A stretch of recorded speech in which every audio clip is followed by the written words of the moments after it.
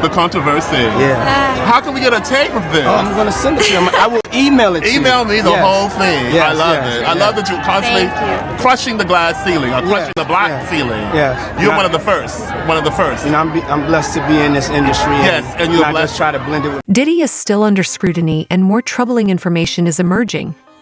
Cassie recently revealed information about Diddy that includes both Diddy and his son.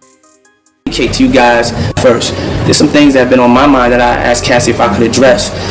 When you're a recording artist, you know, you have good days and you have bad days. A lot of times people don't understand that. The renowned personality in the music business, Sean Diddy Combs, is currently dealing with a significant obstacle to his reputation and profession. The rapper was the subject of a major investigation and shadowy situation when federal investigators began looking into possible human trafficking.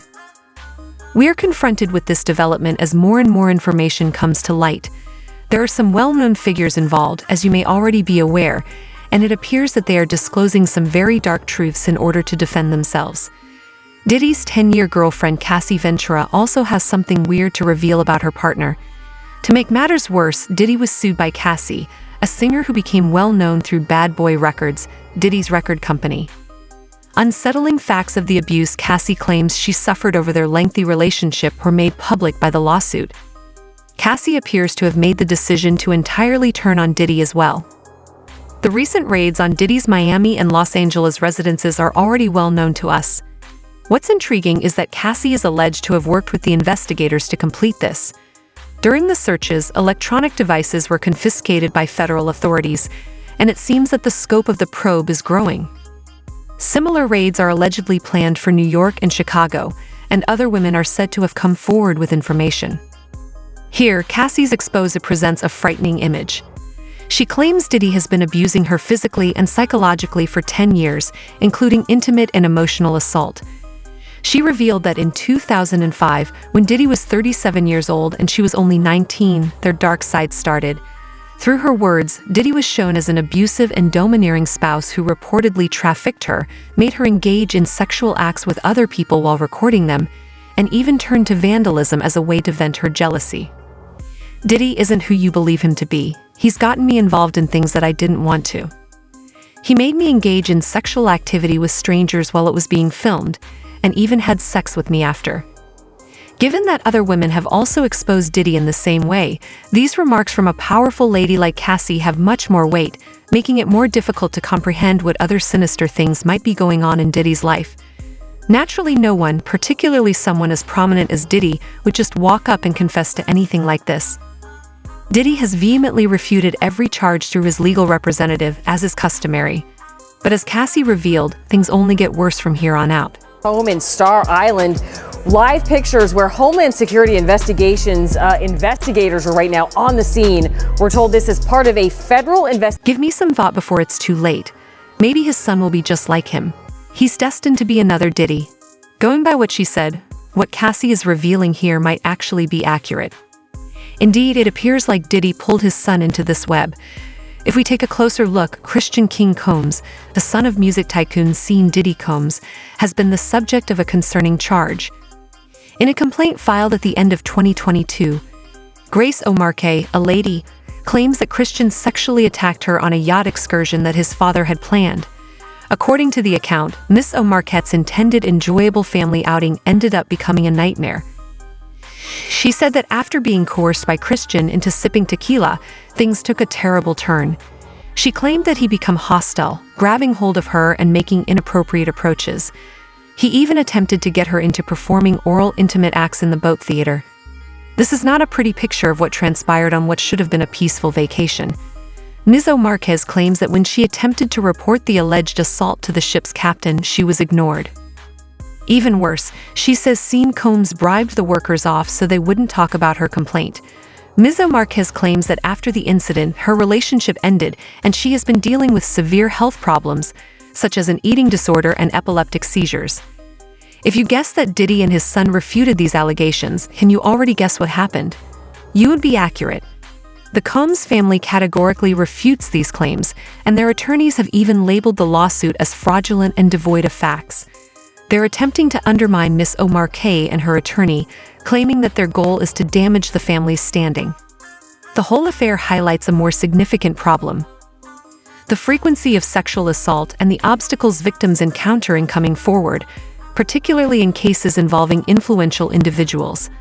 The whole story was resolved in private only one day after it was made public, which only serves to complicate matters. This casts doubt on the settlement's conditions and makes it difficult to determine the precises of the claimed mistreatment. Perhaps Cassie's expose regarding Diddy's and his son's secrets is accurate.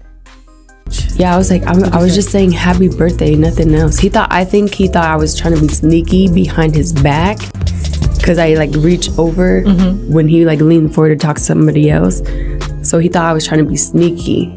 After the raids on Diddy's houses, his lawyer attacked the aggressive methods employed by the police. He upholds Diddy's innocence and characterizes the inquiry as a witch hunt. Diddy has reportedly assisted investigators even though neither he nor his son have been taken into custody or charged with any crimes. It's crucial to keep in mind that these are only accusations at this stage. In addition, due process must be observed, and Diddy is entitled to a fair trial. Nonetheless, Diddy's reputation is seriously tarnished by the gravity of the charges and the ongoing federal investigation. The situation is further complicated by the involvement of several women, Cassie's statements, and her cooperation with the investigators. Cassie made a difficult decision to come forward and accuse Diddy of abuse. She probably had a lot of motivations behind her decision aside from just telling the truth. Although the precise causes are yet unknown, we can investigate certain hypotheses and the larger background that might have affected her behavior. Trauma is too numerous for Cassie's transition. Years may pass before the trauma of an abusive relationship is fully processed. Regaining control and pursuing justice may involve coming forward in public.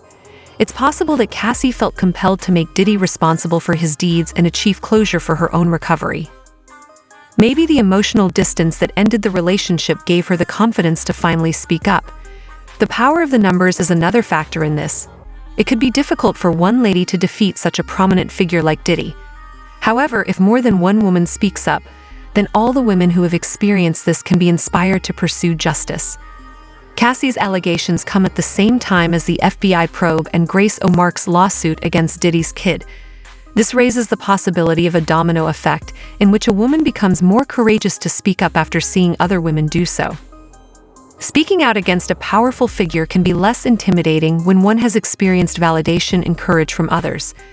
There are also movements that support this idea. The Me Too movement has raised awareness of assault and abuse victims and provided them with more support. Perhaps knowing that she wouldn't be alone allowed Cassie to tell her truth in light of this cultural upheaval. One driving aspect might have been the possibility of public acceptance and belief in her account. Victims still have a difficult time accusing influential people, even in the #MeToo era. Among the difficulties include the emotional toll of revisiting the trauma, fear of reprisals, and reputational harm. Cassie's choice exemplifies the tremendous bravery needed to make a stand, particularly when the person being charged is well known. The discussion regarding abuse and the power dynamics at work has further depth thanks to Cassie's story. Her story highlights the challenges faced by victims whose abusers are well-known, wealthy, and powerful celebrities. It's not the first time we've heard that. There was an incident, of course, with Cassie, where reporters are saying that the police were called because they got into an altercation. I think it was like 2 or 3 years ago, if I'm not mistaken. The public scrutiny can be overpowering, and the legal process can be daunting and drawn out. Cassie's decision may have had ulterior motives, but the whole picture provides important context. She stands for all of the victims who have chosen to speak up against Diddy's world. Pursuing healing and justice while opposing the existing quo, her deeds open the door for others to come forward and tear down the systems of power that protect the abusers. Surface is part of a lawsuit that accuses Christian Holmes, Sean Diddy Combs' son, of sexual assault. The music mogul is not accused of sexual assault in the lawsuit, but is included over allegations of life. And we have 50 Cent to begin with. Now there has been plenty of turmoil between 50 Cent and Diddy in the past. Thus, following the revelations surrounding Diddy, 50 Cent declared that he was producing a documentary on the subject. He intends to give away every penny. He uses it to assist rape and assault victims. That is a fairly forceful declaration against Diddy. And then there is Mizzy. He was formerly contracted to Diddy's label, Bad Boy Records, but there have been financial issues and disputes over music rights since then. Thus, he mentioned something along the lines of reparations are getting closer and closer when Maisie discussed the recent events on his podcast. Distinctly remember going to a Diddy party, all the waitresses topless. They serving you, everybody topless, you feel me? Like, he got dancers in cages, people walking around with lions on tigers on leashes. I've seen it for myself. He seems to be making a hint about whatever unspoken grievances he may have with Diddy. And let's not overlook Aubrey O'Day. She was formerly a member of the female group Danity Kane, which Diddy assisted in creating.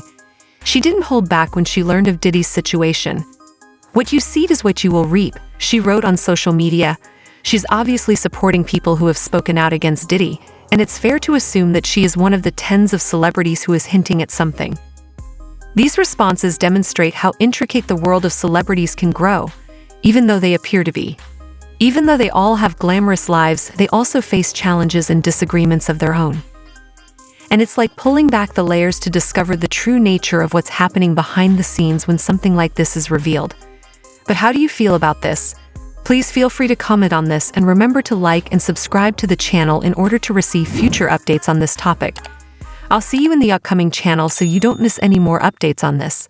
I'll see you in the following.